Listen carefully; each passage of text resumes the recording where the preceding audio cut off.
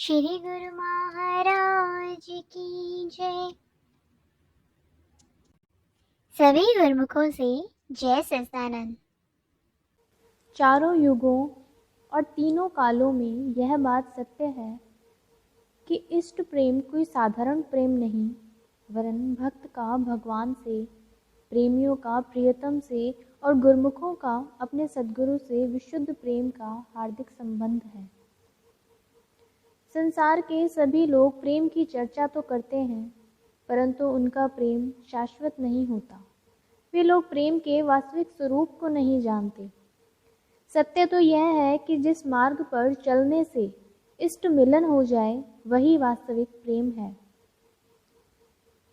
इसी संदर्भ में श्री परमहंस अद्वैत मत के शाश्वत ज्योतिस्तंभ, करुणा सदन, प्रेम स्वरूपा भक्ति के आगार, प्रातः स्मरणीय श्री 108 श्री परमहंस सद्गुरुदेव दाता दयाल जी श्री पंचम पातशाही जी की एक अनुपम लीला का वर्णन यहाँ किया जा रहा है।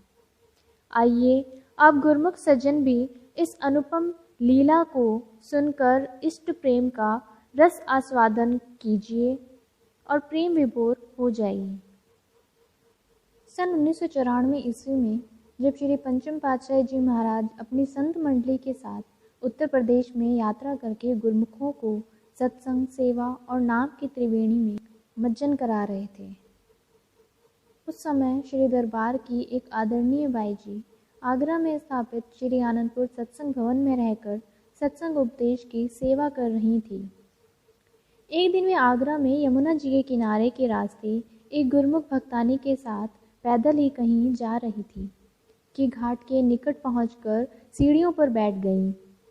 वहीं बैठे बैठे उनके हृदय में विचार आया कि मथुरा नगरी में भगवान श्री कृष्ण जी का अवतरण हुआ और गोकुल एवं वृंदावन में अनेक स्थानों पर उन्होंने अपने प्यारों के साथ अनेकों लीलाएं की।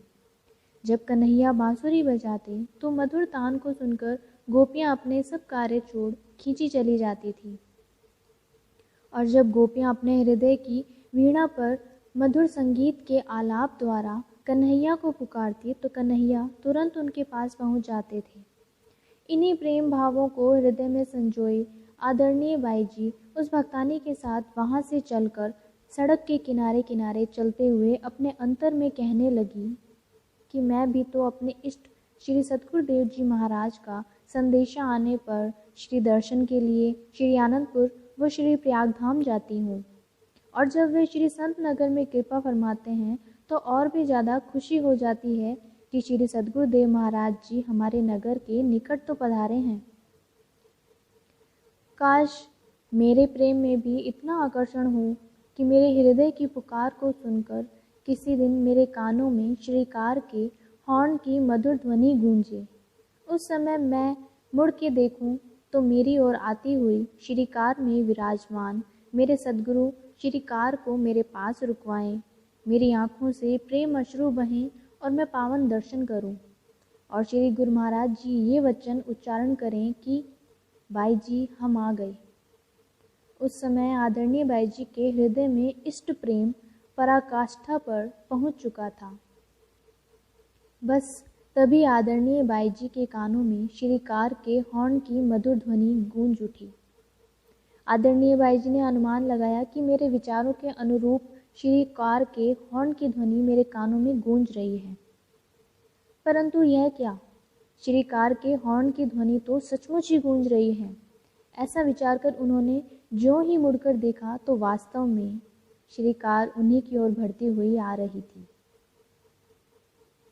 दूर से आती हुई श्रीकार को देखकर आदरणीय बाई जी स्तब्ध रह गई, और तभी श्रीकार उनके निकट आकर रुक गई। उस समय आदरणीय बाई जी सुध बुध बिसरा चुकी थी, उनके नेत्रों से अश्रुधारा प्रवाहित हो रही थी।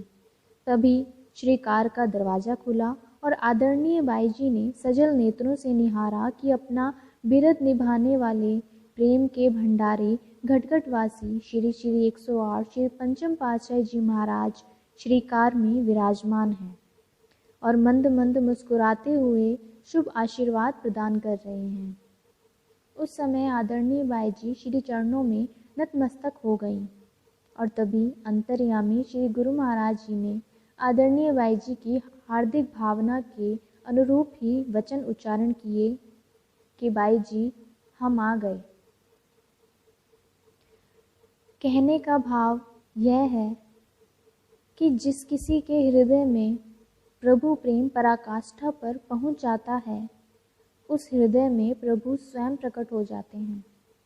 प्रभु की दया से ही श्री दर्शनों का सौभाग्य मिलता है।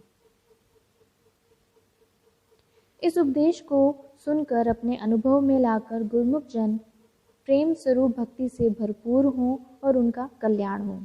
बोल जयकारा बोल मेरे श्री गुरु महाराज की जय।